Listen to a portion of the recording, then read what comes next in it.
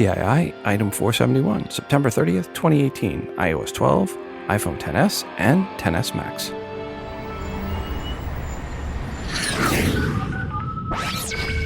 Welcome to Today in iPhone. I like it a lot. Today in iPhone.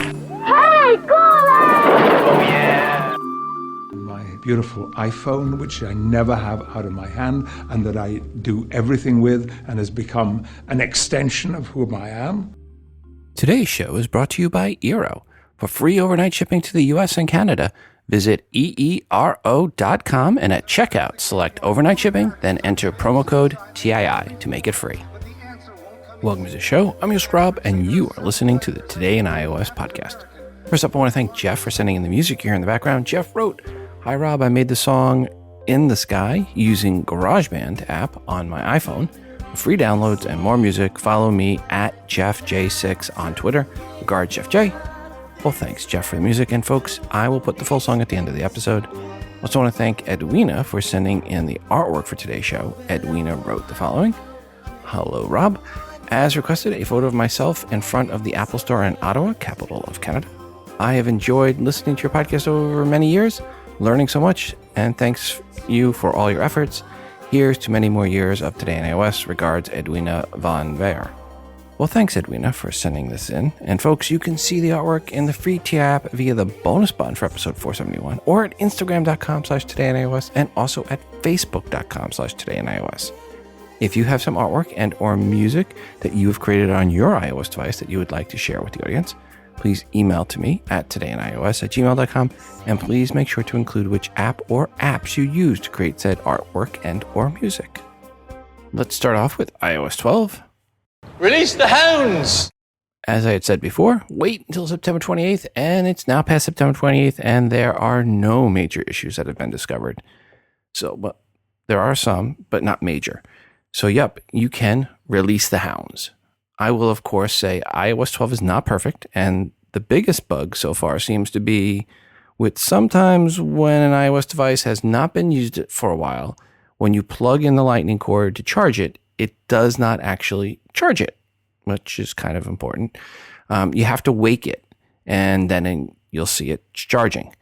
Simply put, for anyone on iOS 12, when you plug in the lightning cord or place a device on a charging mat, make sure you see the screen flash on, and it shows the battery in the middle of the screen, and the battery symbol in the upper right shows it is charging. If you think you connected or placed the iOS device where it is charging and you did not see the screen come on, it's not charging. Initially, I thought this had to do with the feature Apple said they were adding where it would not allow a USB device to connect, because initial reports were just about plugging in the lightning cord. And that's where it wouldn't charge if you have not unlocked the device. To control this feature, it is under the Settings app where you go to Face ID and Passcode, enter your code, then scroll down to the section called Allow Access When Unlocked, and go to USB Accessories. It is by default toggled off. If you toggle that on, the description says, quote, "Turn off to prevent USB accessories from connecting when your iPhone has been locked for more than an hour," unquote. Again, I thought that was the culprit, but turning that back on, I was still able to duplicate the not charging issue on my iPhone XS Max. Most reports coming in about this are from XS Max users, but others on iPhone 7s and 8s and the 10 series, plus even iPads, have also reported this issue on the various boards out there. Some initially reporting this as an iOS XS Max only problem and a mechanical problem to boot. That does not seem to be what the issue. Again, others now feel this is a software glitch that sometimes affects a device, and while it is more widespread with the iPhone XS Maxes, it is not restricted to just that device. Again, making it look like a software glitch is going on here. Some running iOS 12.1 beta are reporting that they cannot duplicate this issue on that platform. So if you are one that does not want to check to see if your device is really charging, then for you, you may want to hold on to the hounds a little bit longer. But for all others, go ahead and release them, because the other issues are really minor, like right after updating, Bluetooth was not working for a small percentage. And the fix, wait for it, toggle Bluetooth off and then back on. Some say apps are crashing more. I have not seen that. And some iPhone X users are reporting that the display colors look off to them after upgrading. Okay, whatever that means. Again, I'm not seeing that. Overall, the only serious issue is the no charging when connecting to a device that is asleep and locked. And the current solution is just make sure you wake your device up when connecting it to power. For those of you that do release the hounds, what do you get when you upgrade to iOS 12? Well, for starters, the first few days, most likely worse battery life while your device is re-indexing. But after the first few days, you should find your iOS device working a little snappier, especially older devices. Again, if you see increased battery drain the first few days, that is normal and not an issue. Once all is done and re-indexed, battery life should be the same or slightly better than before. I would highly recommend for anyone that does upgrade to reset network settings. Again, after the update. Yes, do it before, but also do it after. So, process for upgrading. 1, force quit all open apps.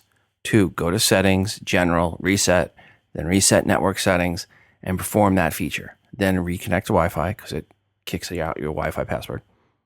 3, back up your iOS device. 4, upgrade to iOS 12. 5, reset network settings again and reconnect to Wi-Fi. And then 6, toggle Bluetooth off and then back on. Then enjoy. If you follow those steps for each iOS device that you update, you should minimize the number of issues you might have. Okay, back to the question of what do you get when you actually do finally update to iOS 12. First, the biggest new feature is the screen time tool. This allows you to track the amount of time you are spending on different apps and allows you to limit that time spent on certain apps, especially for your kids. There is now an app for measuring things, the Measure app. We'll leave it at that. And there are now Siri shortcuts, which is the update to the workflow app Apple purchased back in March of 2017. You can now also ask Siri to turn on and off flashlight, which comes in handy in a dark room when you say, "Hey Siri, turn on the flashlight," especially when your iPhone's in a dark room and you have no idea where it's at. That makes it really easy for you to find it. For those of you whose flashlight just went on, "Hey Siri, turn off the flashlight." There are other little things that were tweaked or updated, but for now, those items I mentioned are the biggest ones, along with updates to the Stocks app and the News app, group FaceTime feature, which is not here yet. That's a future update. That'll come in iOS 12. But of all the changes with iOS 12, the biggest change is supposed to be in performance. As I joked before, iOS 12 is really like iOS 11.5. It is not a major update for new features, but rather a major update under the hood. That said, of those new features, updates in iOS 12, what is your favorite or favorites? Give us a call, 206-666-6364. That's 206-Moondog, or shoot us an email at todayinios@gmail.com. There were some reports out there that the uptake of iOS 12 was slower, significantly slower than iOS 11. And it is slower, but barely the case. On October 1st, 2017, 12 days after iOS 11 launched, iOS 11 adoption was at 34.54%. On September 29th, 2018, 12 days after iOS 12 launched, iOS 12 adoption is at 32.93%, or about 1.5% lower than last year. Granted, there are more iOS devices out on the market now than a year ago, which means raw numbers, they're probably about the same. In any case, the adoption rate this year is not unexpectedly slower or lower than last year. Given all the issues that iOS 11 had, I'm actually surprised it's as close to last year as it is. I guess some folks just don't learn. One thing also updated in iOS 12 is gestures for iPads. The new iPad gestures are the same as gestures for the iPhone X. One of the key changes for the iPad in iOS 12 versus iOS 11 is getting to Control Center. Now you swipe down from the top right side of the screen, i.e. find the battery icon and swipe down on it. Another change is when typing on the keyboard, If you press and hold with one finger on the spacebar, it turns the keyboard into a trackpad for better navigation through the document and to move the cursor with more accuracy. Not saying the trackpad is new, just holding down the spacebar with the one finger. That's what's new with iPad and the new gesture for getting to the trackpad. This next article is filed under Never Saw That One Coming. And it's a post on 9to5Mac titled Kids Quickly Find 2 Workarounds to Parent Imposed Screen Time Restrictions in iOS 12. Wow, shocker. Who would have seen that coming? Kids being able to outsmart their parents on a tech item. I'm using it more to monitor time than restrict it. I tell the kids how much time they get and then check. I guess you would call it trust but verify. Hey Rob, Justin in Pennsylvania. I wanted to call and give quick little review on iOS 12. I was on the beta, so I did just, I was already updated a little early because they give the gold master after the Apple event. But I have to say iOS 12 is running very smooth for me. My battery life is good. The speed of my phone is the same. I don't think it's gotten faster. I have an iPhone 10, so I didn't really expect a huge speed boost. But probably the biggest surprise for iOS 12 for me is the update the day that iOS 12 came out to Overcast, my favorite podcast app. You can now basically completely has all the features that the podcast app has now if you're willing to do a little bit of work. The Siri shortcuts built into the app, you can now put in voice commands for every episode of your thing. So you can now say whatever podcast I want to listen to, TII, say TII Overcast or something like that, and it will start playing the latest episode or resume where you were in the last episode that you were just listening to. And then also you can even get the skipping, you can get the skip to next podcast. There's anything you can think of that you want to do by voice, you can now get Siri shortcuts to do by voice command, which basically, for me, was the last thing that I kind of wish it could do. And now it can. So I would just let everyone know that this is the one that has the speed boost. It cuts out the silences. It makes voices louder. It does all those things in a podcast app. And also they updated the Watch app where you can now control the volume and select the next podcast you want to listen to on your watch. So especially with the screen getting bigger, anyone getting the next watch, it'll be easier to switch through lists of things like a different podcast. I think Overcast is now, it's still free. You can pay for it, and I think it's a no-brainer now. So highly recommend it, especially with the new update. Thanks a lot, Rob. Have a great day. Bye. Justin, as always, thank you for your feedback. Hi, Rob. Please help. I need strength. I just got notified that iOS 12 was ready to download. My iPhone 6S is running so incredibly poor on iOS 11.4.1. I know you've been telling us to hold out until September 28th to update. It is very hard to resist the urge to do it tonight. I could really use some reinforcement support on holding out. Help me, Obi-Wan Rob. You're my only hope. Tim in Atlanta. Well, Tim, we're past that date, so you can go ahead and update. Sorry, but it's always best to wait. So I hope you waited, but now you can go ahead and move forward. Hi, Rob. Ronald here from Houston. Today is Friday, September the 21st, and I'm calling to share my experience with both the iOS upgrade to 12 and iPhone upgrade. After having read the first reviews of iOS 12, I decided I would go ahead and upgrade my iPhone 8 on Wednesday. My observations thus far of iOS 12 are the number keyboard and the emoji keyboard are reversed, so I have to get used to that. But other than that, seems to be stable and working well. And then Friday, I was in line at the Apple store here in Houston to upgrade from iPhone 8 to the XS. Why, you ask? Well, I wanted the OLED screen, and I don't miss the home button. I'm actually finding that the swiping motions are quite intuitive on the 10 series of the phone. And also I wanted the CPU and the RAM upgrade. My experience while doing the switch from 8 to 10, it got stuck on switching over to the XS after we erased all the content from the iPhone 8. Got stuck on accepting my existing passcode, namely it would not accept it and it wouldn't proceed with the setup. So we had to get an Apple Tech guide to reset the XS and reload the operating system. Not once, but twice. After the second attempt, all went well. Despite that, I'm liking it very much. It's a fine, high-tech device. Thanks.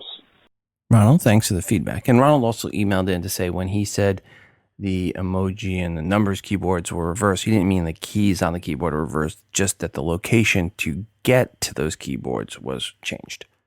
Let's go to the email bag.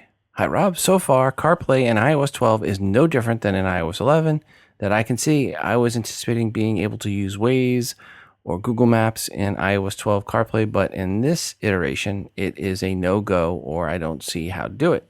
Has anyone else had success with this? Regards, Eric in Woodbridge, Virginia. Eric, thanks for the feedback. I believe that Waze and Google Maps or Google are going to have to activate that new feature. So in CarPlay, it's not just about then automatically bringing in Waze and Google Maps. They're going to have to do something on their side. But if anybody has any success in CarPlay and iOS 12, finding an app that does something per the new features, let us know. Give us a call. Shoot us an email. Call 206-666-6364. That's 206-MoondOg. Or shoot an email to todayinios@gmail.com. Hello, Rob. This is Justin from Pennsylvania. I want to give my review of the new Shortcuts app, formerly the Workflow app. Before Apple bought it, it was called Workflow, and now it's Shortcuts. I have to say, for me, when I'm getting into it, I've had a hard time navigating, making my own shortcuts. Anything past something that's really easy to do, like just some real simple actions that are only a couple steps, those I can do. When it comes to the really advanced stuff, there's some people that are pretty much wizards with this thing, and that's actually what I'm calling about. You can go to, on Reddit, there's a subreddit on shortcuts. Easily, you can search it. I don't have the link or whatever. You know, it's kind of like a harder thing to share over the phone. But you can definitely find it. It's a Siri shortcuts thing. These people are this community is making shortcuts you can easily click on and add to your app. And then you have all of the, you can use these really cool shortcuts. Like, I'm being pulled over by the police, and it'll actually send a text to your wife or whoever with your location. It'll dim your screen all the way down and turn on your camera and record the whole interaction. That's something that I never would have thought of, but boy, it could save you a lot of legal trouble or something like that if anything were to happen. I mean, that's just one example, but there's so many, like, quick ways to search for movies by you, all kinds of stuff. I mean, and it's a lot faster than doing it. And you can set them up with a Siri shortcut where you just say your key phrase, and they'll start doing these really advanced things. I mean, if you're smart enough to make them, which I'm sure there's plenty of people out there that are, maybe this would be something you could even do with the Google Plus community. Anyone makes a really cool workflow, you can share it on there and share it with the community. I just think there's some really neat things that can be done. This thing is really powerful. I think there's over 286 separate actions that you can do through the app. And now that you can just one key phrase set it off, I mean, we're only at the beginning of how useful this is going to be. So I would say I'm pretty excited for the future of this. I'm glad there's smarter people out there that I can steal the work from. But basically just saying, I think this could be a real game changer for productivity on our phones. Thank you very much, Rob. Have a great day. Bye. Justin, thanks for your thoughts on Siri shortcuts. We also received this following email from the folks at Pandora. Hi, Rob. Want to give you a heads up that in tandem with Apple's release of iOS 12, Pandora has made some upgrades to the Pandora app that will allow listeners to choose one of 7 new P icons for the home screen. So the Pandora app has the letter P for the icon. And now they have 7 versions of the letter P. App icons were focused on creating hyper-personalized experiences for our listeners. Starting today, iPhone users can change the way the Pandora app icon appears on their iPhone by choosing from 7 new designs. Once a user updates to iOS 12, they can simply open the Pandora app, go to settings, and then change app icon and choose their favorite. Siri shortcuts, listeners can now also access their recently played items from Pandora directly through Siri. In the Pandora app, go to settings and add to Siri and select the station or playlist you want easy access to. You can then customize what you ask Siri to start listening to your jams. Non-premium listeners can even jump to premium access sessions from on-demand shortcuts they've created. Regards, Dale at Pandora. Well, thanks, Dale, for that heads up. And I've already changed my P icon to a different P icon. Tim Cook was recently interviewed on Good Morning America by Robin Roberts. And shocker, she asked about why the iPhone is so expensive. And double shocker, Tim said, because we can. Because it has so many quality components in it, but that Apple has a product for everyone as long as everyone no longer wants an iPhone SE sized phone and price tag that is. For some reason, Tim defending the price of the iPhone was considered news. No, Tim getting up there and laughing at all of us, myself included, that plunked down $1,449 on a phone, that would have been newsworthy. Clearly, the iPhone XS Max 512, way more than his needed gigabyte version, Apple was testing the price elasticity of the iPhone buyers. And looks like we're still elastic. One thing I like to do each year is find the reviews from the folks that were given iPhones early, and then read the last thing from each of their review. And that's kind of the final word, literally, from each one on their thoughts on the new iPhones. So here we go. From Mark Spoonhour at Tom's Guide, quote, some may prefer to wait for the iPhone XR coming in October, which will offer nearly all of the great features in the iPhone XS and XS Max for $750. But if you want a superior OLED display, dual rear cameras, and less bezel, I'd splurge on the iPhone XS Max for its even bigger screen, unquote. From Nilay Patel at The Verge, quote, I think it's worth waiting to see how the iPhone XR turns out before rushing in. It has the same processor and the same main camera for $750. The only major question is how good its 6.1-inch LCD will look in comparison to the OLED on the XS. But for that, we'll just have to wait and see next month, unquote. From Lauren Good at Wired, quote, I still think you shouldn't feel like you have to upgrade if you invested in last year's iPhones, or even if you have a slightly older phone like the iPhone 7. Is there a palpable difference between these models and your 1 or 2 year old phone? Yes, absolutely. But that doesn't mean your older phone is bad. That's one thing about high-end smartphones. These mini computers in our pockets, even last year's models are still pretty darn amazing, unquote. From Tom Hazelton at CNBC, quote, if you have an old iPhone like an iPhone 7 and want the best new iPhone, you should upgrade to the XS or the Max. If you want a giant screen for the Max, that is. You might even consider upgrading if you have an iPhone 8 or an 8 Plus, since Apple is clearly moving away from the home button and these offer better cameras, stronger glass panels, faster processors, and more. But if you have an iPhone 10, you don't need these new phones, unquote. From Raymond Wong at Mashable, quote, if you've got an iPhone 10 and don't care about a larger screen or better camera performance, you'll survive just fine another year or two with it, especially with iOS 12. If the prices are still a turnoff, consider holding off until the iPhone XR, which launches in late October. It starts at $749 and has virtually all of the iPhone XS and XS Max features minus the Super OLED screens and secondary rear camera. Plus, it comes in colors like blue and red and yellow and coral. The time has come for us to look beyond the surface of the iPhone. They're all going to look like the iPhone X from here on out. Maybe the notch and bezels will shrink over the next couple of years, but the real game-changing innovations are all happening inside. So start paying more attention to them because they are boring, but will increasingly matter more, unquote. And from Scott Stein at CNET, quote, while the iPhone landscape has produced lots of great devices, the iPhone XS and Max, which is basically just a larger screen variant of the same with the same internal components, stand on top of the heap.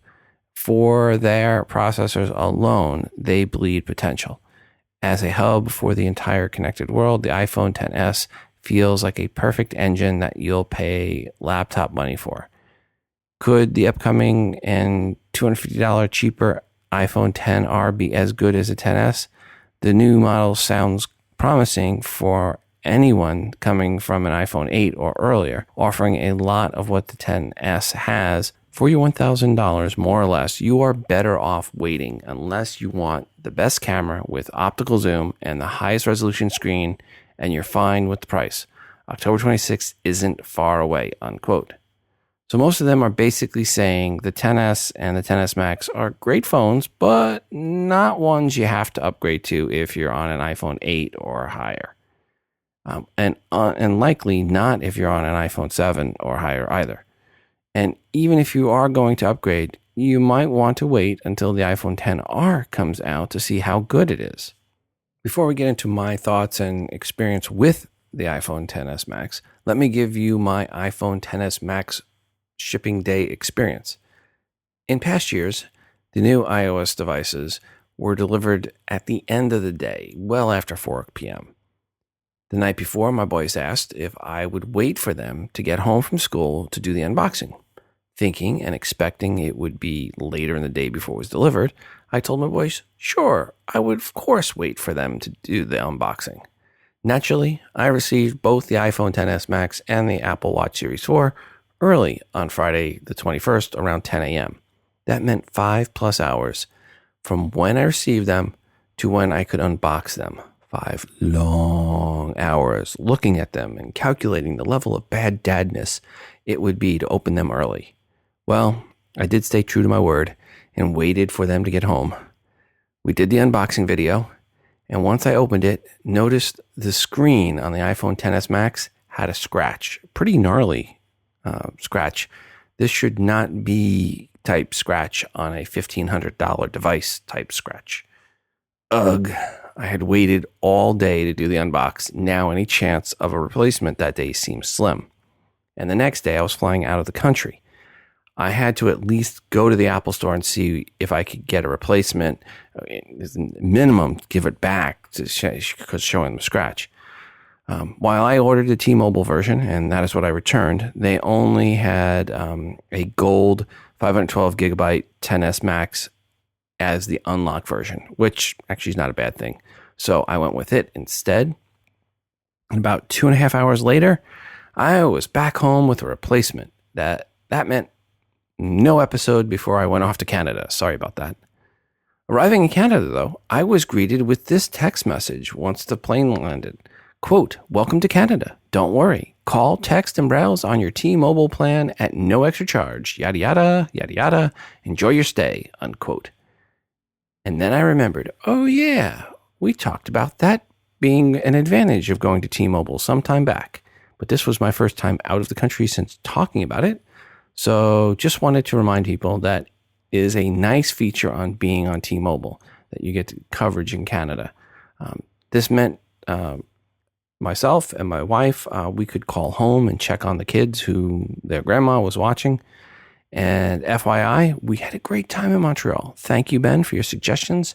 And the Christopher concert was great. And that was a bucket list item that I got to check off.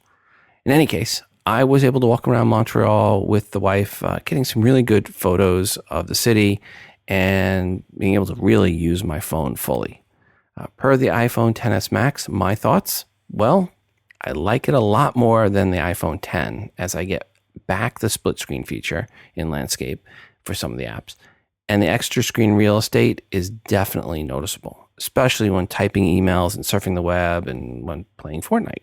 More on that maybe later this episode or the next. It is, of course, very similar to the iPhone X, and if you are on an 8 Plus, I would have a hard time recommending you upgrade from an 8 series. If you like the iPhone X, same thing. If you are on the iPhone 7 Plus, it's still a tough call on if you should upgrade. I was playing with my son's, my old iPhone 7 Plus, now my son's one, and it still seems snappy and it works great. But there is definitely a difference in screen real estate. So if you want a bigger screen, the biggest screen on an iOS device, iPhone, as we explained on the last episode, that is basically around the same physical size, then yeah, you want to upgrade. So again, the iPhone XS Max is basically the same size as the Plus series phones, but the screen is much bigger. If you're on an iPhone 6 series phone, absolutely upgrade now, or as the others that I was reading the reviews said, wait until the XR comes out to see if that is more for your needs. If price is a major issue on the upgrade, you definitely want to wait. The camera really does an amazing job, I should say. I posted on a photo I took on Instagram. It's a photo of Montreal. And if you want to see the iPhone XS Max camera, how well it does, go to instagram.com/today in iOS. There was a post in Mac Rumors titled iPhone XS and XS Max owners complain of Wi-Fi and LTE connectivity issues, unquote. In the article, it points to multiple threads of people saying their new iPhone or iOS devices is running slower than their old iOS devices. And when I started to do some testing, I did notice that the iPhone XS Max was significantly slower than the iPhone X on the Wi-Fi testing. And I did a simple reset network settings, and that fixed that issue right away. Whenever you are noticing slower network speeds, especially if you have a device where you are traveling around and going on and off different networks, it is good to do a reset network settings. One thing I wanted to check was Wi-Fi speed for the iPhone X versus the XS Max. Here is what I found running 10 speed tests for each device. These tests were done right after I did a reset network settings on each device, and making sure all other apps were closed and they were both in airplane mode and only had Wi-Fi turned on. Download speeds for the iPhone X, range from 291 megabits per second to 343 megabits per second down, with an average of 328.1 megabits per second down. The iPhone XS Max range from 319 megabits per second down to 595 megabits per second down, with an average of 410.2 megabits per second down, which is a 25% increase versus the iPhone X. For the upload speeds, the iPhone X ranged from 353 megabits per second down to 395 megabits per second down, with an average of 373.2 megabits per second for the upload speeds. For the iPhone XS Max, it ranged from 456 to 592 megabits per second up, with an average of 543 megabits per second, which is 45.5% increase for upload speeds versus the iPhone X. And I really need to thank today's sponsor, Eero, which allows me to get the fastest Wi-Fi at my house with the best coverage everywhere. And it lets me actually test and push the iPhone XS Max to its limits. Eero, EERO, makes a Wi-Fi mesh network for your home. Many of us have or will be getting a new iPhone this fall, and you need to make sure your home Wi-Fi is not going to hold you back on your new iPhone, and Eero offers you the fastest Wi-Fi that I've ever tested. This is the second generation Eero unit, which added a third 5 gigahertz radio, and it is a mesh network just like at office buildings, but now it's for your home. And you only need to hardwire connect the base station unit, the beacons, you just plug into a wall outlet, and they even have a nightlight. If you go to eero.com and enter promo code TII, you'll get free overnight shipping to the US and Canada. Again, go to eero.com and at checkout, select overnight shipping, then enter promo code TII to make it free.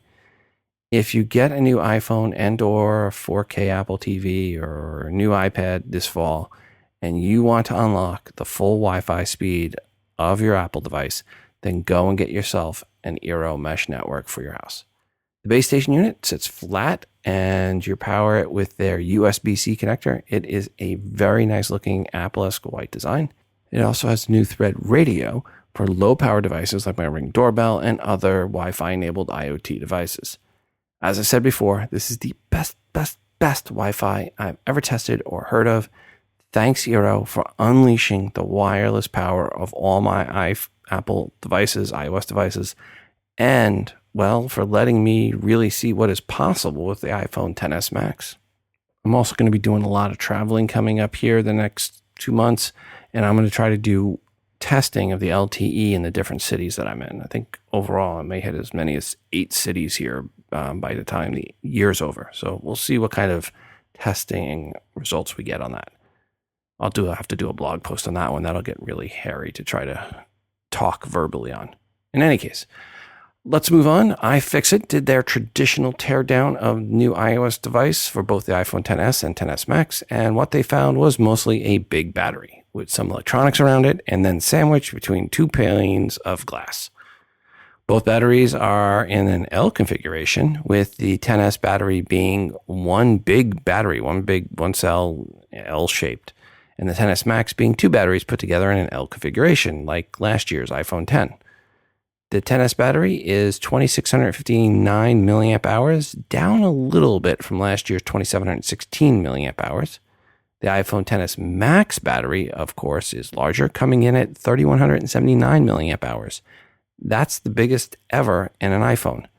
None of the others were above 3,000 milliamp hours. So big bump in battery size, and it is needed with the biggest screen ever on an iPhone. Really nothing shocking in the teardown.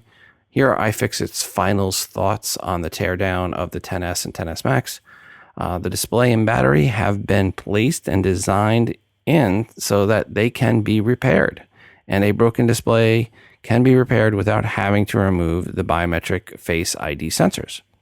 Sadly, the back glass, if it breaks, you will need to remove every component and replace the entire chassis. So make sure you protect the back of your iPhone XS and XS Max, and 10 for that matter.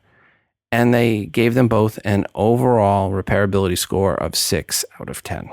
Hey Rob, it's Jonathan Mosen from New Zealand. I got an iPhone XS Max on the 21st, thought I'd share a couple of impressions. The nice thing is that because I am in New Zealand, I got it long before most other people, which is kind of nice because Apple does leave us out in some other areas. We don't have the news app here. We don't have Siri on Apple TV yet. A few things like that. We don't have HomePod. So it's kind of nice to be able to brag and say, I got my iPhone when it was still Thursday afternoon where you are. So that's a nice rarity. But what motivated me to make this contribution was audio, both in and out. Firstly, the audio out, absolutely fantastic. For me as a blind person who focuses on audio and uses voiceover and plays a lot of music and things on the iPhone, the audio is significantly better with the speakers on the XS Max, even compared to the 10 I'm upgrading from. And because I'm a consultant that works a lot with app developers, I have an iPhone 7 Plus that's my test machine. It's really cool to see the way audio has evolved over the years on the iPhone, because the 7 Plus is noticeably inferior to the 10, and then the XS Max is a step up again. But there had to be a but coming, right? I am disappointed with the audio in. In Apple's blurb about the new features of the XS and the XS Max, they did talk about stereo audio, and to give Apple their due, they did make it very clear they were talking about stereo audio when making videos. And I thought they were just focusing on video in their promotional material because that's what most people use, and that probably when I fired up Ferrite or Boss Jock or any of those iOS audio apps, I would be able to use the built-in stereo mics. That is not the case. I reached out to Apple. They confirmed it's only meant to work in the camera app.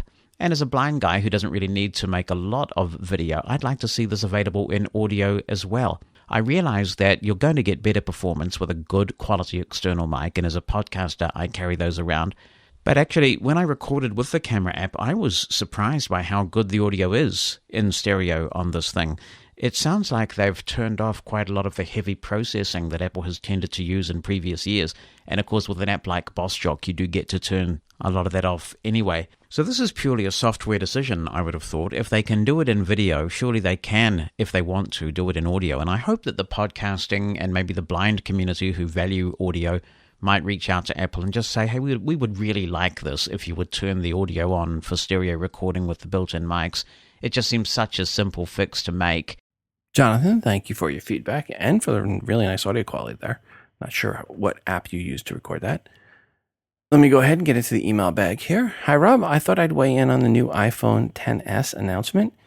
I really liked the announcement. I'm still using an iPhone 6s Plus, so if the new iPhones looked like a decent update, I was going to pull the trigger. I ordered one as soon as pre-orders opened at 3:08 a.m. Eastern Time. I ordered the 256 gig iPhone XS Max Silver. As far as cases go, I'm in the 0.07% of the world that are nudists. I've never had a case on my iPhone and never will. Most people think I'm crazy, but I just can't. They're too slim and beautiful to cover up. Not dropping your phone is a matter of discipline and good habits. It can be done. I'm proof. I'm not saying I don't drop it, but I can count on my fingers the number of times, and nothing too high or hard to bust it. I actually am selling my 3-year-old 6S Plus to a friend at work. Touch is the picture taken today of it in nearly perfect condition. Regards, Lou V. Thanks, Lou. But for me, holding the naked iPhone in my hands makes my palms sweat. And there's nothing worse than a sweaty palmed nudist. I just know me, and I know I will drop it.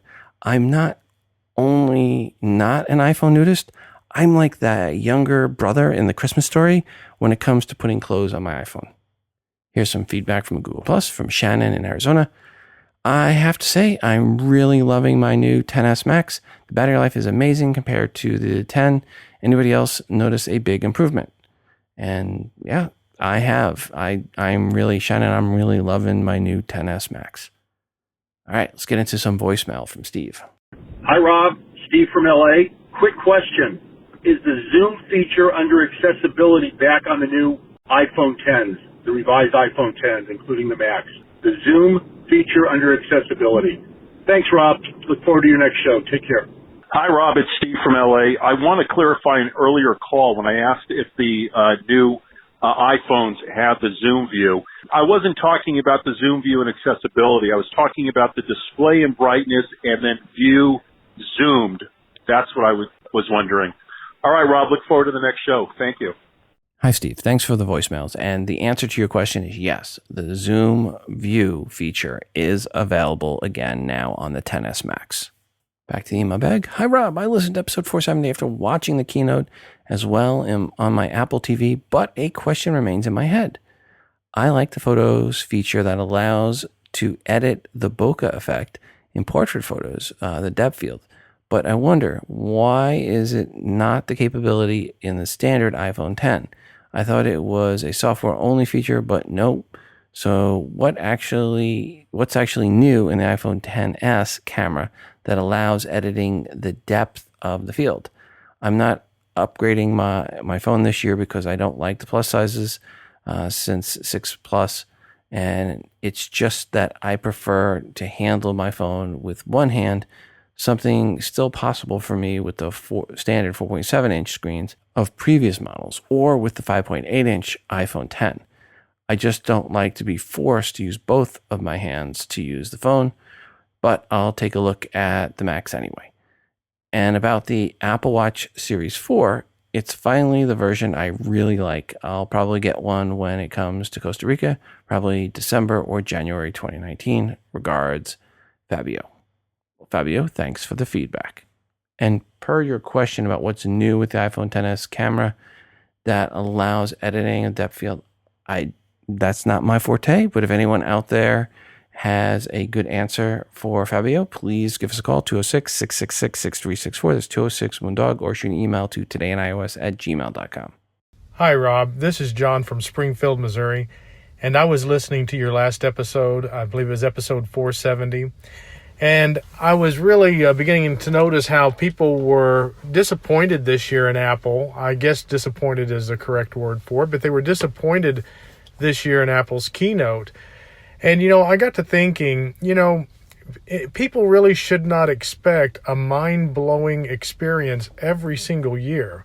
Now, Apple in the past has given us mind-blowing experiences with keynotes and released some very awesome iPhones and features.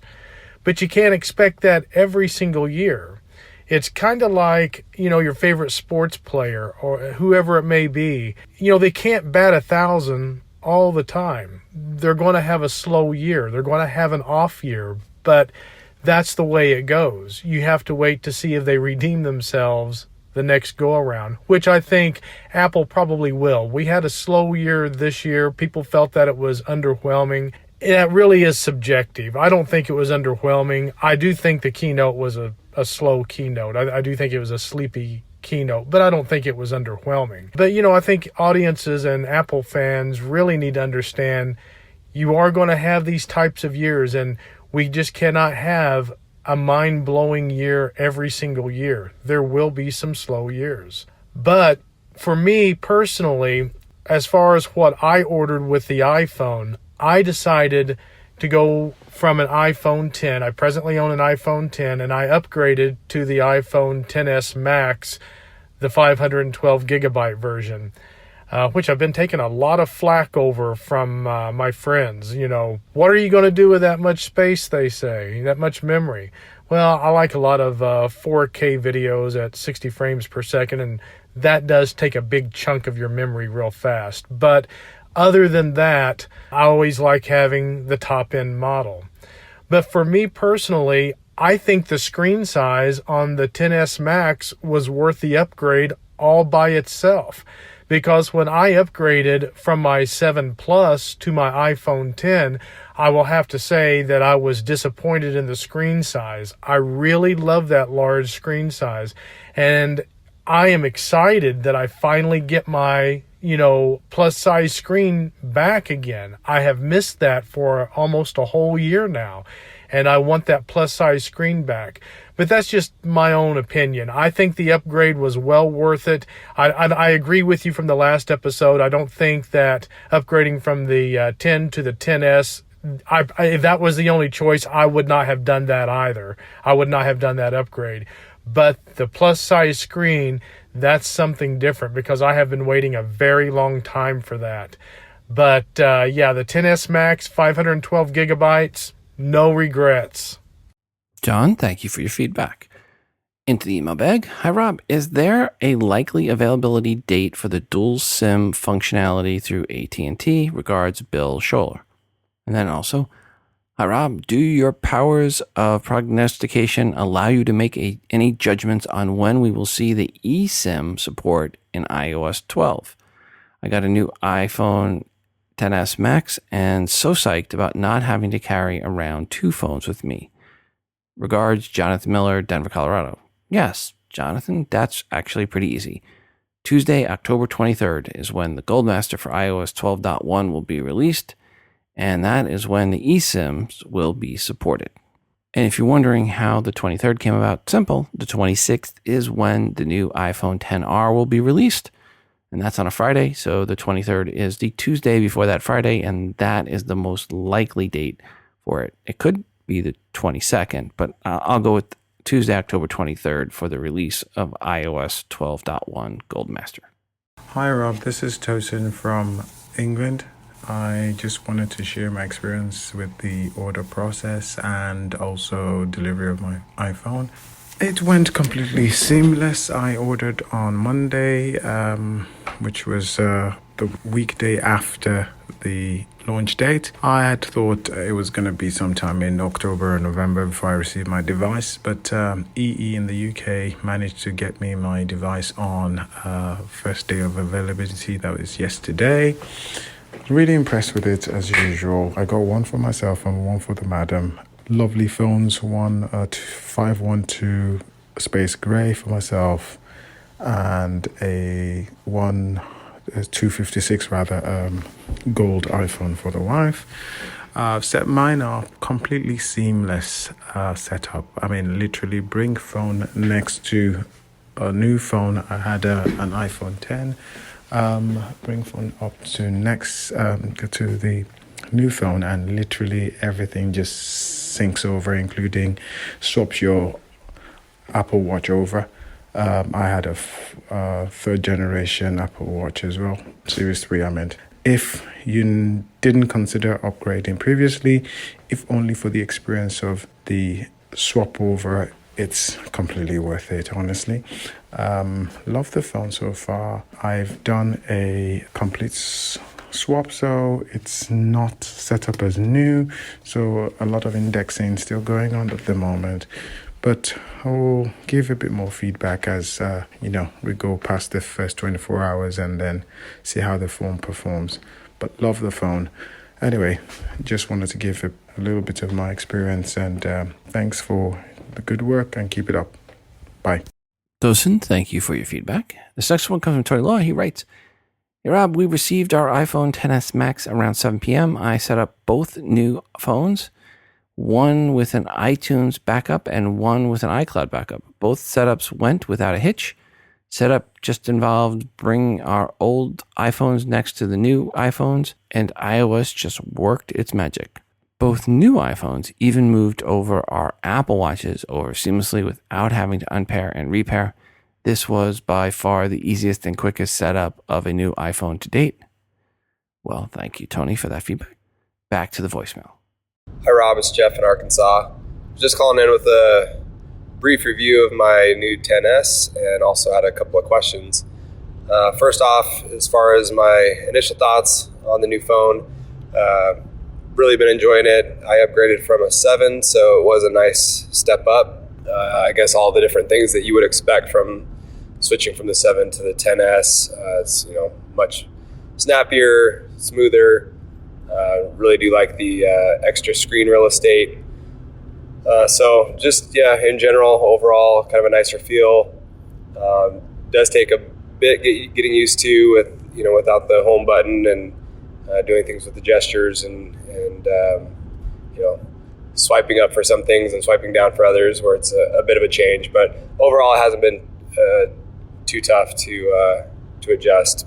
A couple of things that I have noticed that maybe on the downside, and it may be just me that's experiencing it, but I noticed that after I got the new phone, I immediately migrated my Series 3 Apple Watch cellular version over to the new phone, and at the same time, it updated the Apple Watch software to the latest release of OS 5. And so I'm not sure if it's the pairing of the new phone or if it's the new OS, but I noticed that ever since then, my Apple Watch battery life has probably been cut into by, I don't know, it's maybe a third of what it was before. Just barely getting a single day now, where it was easily 2 days, if not, into my third day before I need to charge it before. So not sure if anybody else is having that issue, or if they know of a solution, if there's something I can do to resolve that, or if there's some problem. But anyway, I have seen that. The other general question I had for you, just maybe more of a confirmation, sounded like from the last podcast, what I gathered from it is that there's really not that much of an incremental, improvement from the 10 to the XS. Whereas in years past, I know you've always talked about that the S version updates have always been the larger jump in terms of just specs and performance and even features. And so I thought that was kind of an interesting point, that this year may be the first year that that's not the case. So I just want to get your thoughts on that and maybe confirm if that's the right impression I got from the things that I've been hearing. But in the past, I've always kind of been on an upgrade cycle on the S years, because I kind of had found that those were the bigger updates. But looking forward to hearing your thoughts, and thanks for what you do. Bye. Hi, Jeff. Thanks for the feedback and for your questions. First off, on the Apple Watch, you should not be seeing highly degraded performance. So what you probably want to do on the Apple Watch, first off, is force quit any of the apps that you've got running on the Apple Watch, and then just reboot the Apple Watch. Do a reset, network settings on your phone, make sure everything's kosher between all the devices. But for me, the battery life is the same with iOS 5 as I've had in the past with iOS 4, or to me, watchOS 5 and watchOS 4. So again, force quit, restart, power you down, and restart your Apple Watch. Network settings clean out on your iPhone. Make sure everything's kosher between the two. You should see the same battery life. And then, yes, this S series upgrade was the worst S series upgrade as far as improvements when you look at the 10 to the 10S. However, what they did do on this S series upgrade is they brought in a new device. So that's what made this one bigger, is that they actually have another new device, and actually have two new devices this year. So this is an odd S series year. Back to the email bag. And this one I actually reached out to the host of Fly By Night, Fortnite podcast. And I asked him his thoughts on the iPhone XS Max. And here's what he said. Hi, Rob. Fortnite is a beast of a game. Any mobile version is going to be a lesser version of what the game can do on consoles or PC, of course. Those who are left with no other option but to play with a touch control on a phone, or don't mind the performance drop when they are on the bus or just killing some time, will likely be incredibly pleased with the size and functionality of the iPhone XS Max, coming in with a slightly larger display size than the Nintendo Switch in the handheld mode. The ability to carry Fortnite with you everywhere you go will be even better now with the larger screen. In addition, the performance enhancements made to the newest line of iPhones will continue to impress and run more smoothly than ever before on a mobile device. While I could never recommend a solely touch device to play a game with so many controls and beautiful displays, I can't imagine a better phone of choice to do so. Regards, Ben Smith, Fly By Night, a Fortnite podcast from handsomephantom.com. So, Ben, thank you for your feedback there. Seems Apple figured out a way to make the notch or ears on the iPhone X series disappear, and some are not happy with Apple, calling it shady at best. See, they picked a default screensaver that is black around the notch, making it look like there is no notch. Does this warrant an entire article, as Myron Uger pondered? No, probably not. Although on Apple's part, it was kind of wrong for them to pick that wallpaper, and they really should have known better. Most people, with emphasis on most people know there is a notch there that are looking to buy the iPhone, but not all. And the artwork they chose would be misleading to those few that did not know about the notch. Kudos to Huawei's marketing team on finding a way to steal a little bit of Apple's thunder. They had their folks giving out free power banks to Apple fans waiting overnight in line at the Orchard Road Apple Store in Singapore for the new iPhone XS and XS Max. Huawei gave away 200 of these 10,000 milliamp hour power banks with a note on the packaging that said, quote, "Here's a power bank. You'll need it, courtesy of Huawei," unquote. Huawei's dig at Apple was because the battery capacity is less than that of their top of the line iPhone or phone. But the size of the battery is not the only deciding factor for battery life, and Apple's devices have traditionally had longer battery life out of much less battery than Android phones, i.e. Apple's phones are much more efficient for numerous reasons. But hey, still, Huawei did steal a sliver of thunder last week from Apple. Some of those real-world tests are starting to roll out on YouTube, where people open apps, do a task, leave the app, open another app, do a task, and eventually come back around a second time for each app. And again, the new iPhones kick the competition's butt. Not a shocker, as the iPhone X was still faster than all of the new competitors.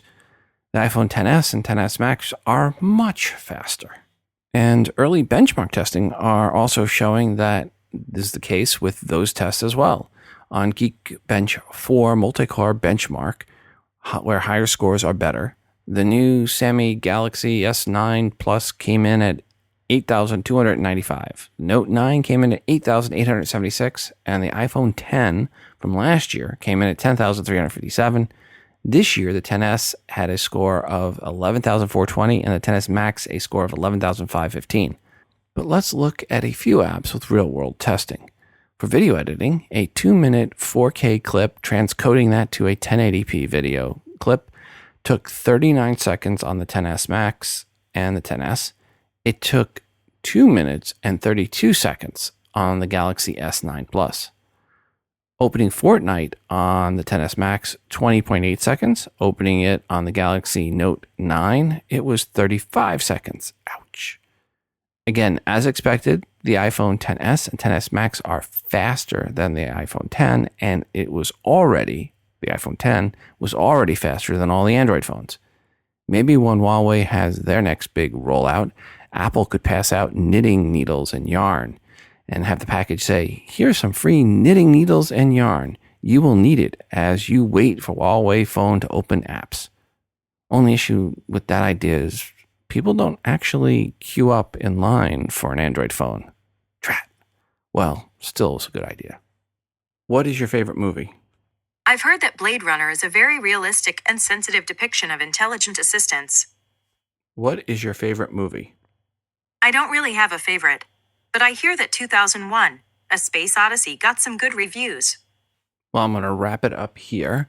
I just want to say that I will be at Digital Book World this week. So if anyone's going to be at Digital Book World, come by the Lips and Boots, say hi. I think I'm speaking Tuesday around 1:30. So if you want to come see me speak, if you're going to be at Digital Book World in Nashville, look forward to seeing you there. Today's show was again brought to you by Eero, which is by far the fastest and best Wi-Fi I've ever tested. If you go to Eero, EERO.com, and enter promo code TII, you will get free overnight shipping to the US and Canada. Again, go to Eero.com and at checkout, select overnight shipping, then enter promo code TII to make it free.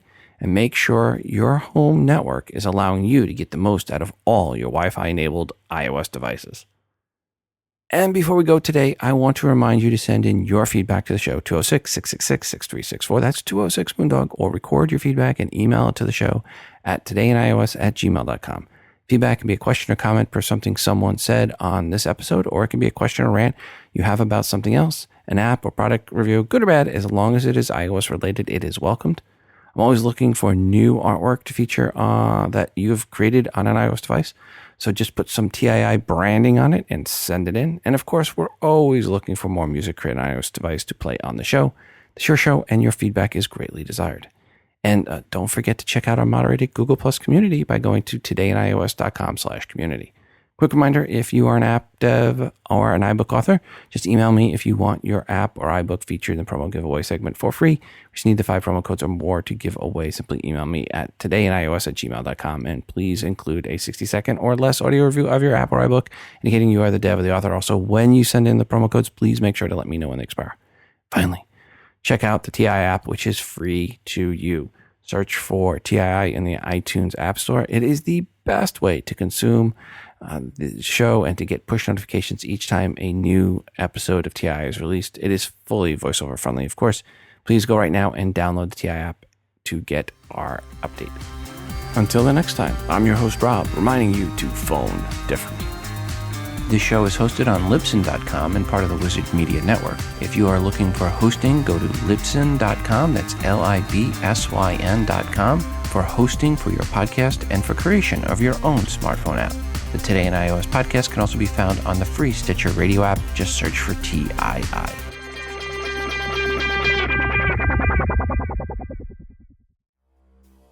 New studies are investigating why more Americans are committing suicide than ever before.